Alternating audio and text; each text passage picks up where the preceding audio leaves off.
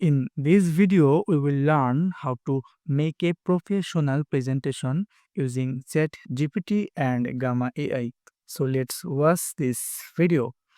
First of all, we go to ChatGPT and command give me a professional presentation slide.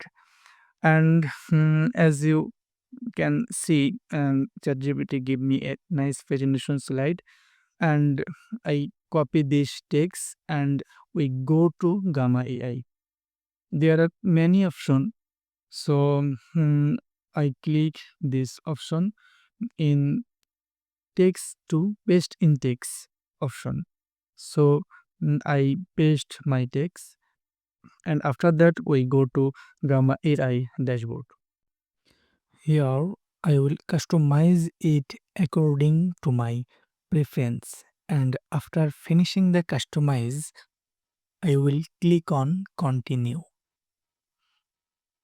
And as you can see, your presentation is being created. Finally, the presentation is complete.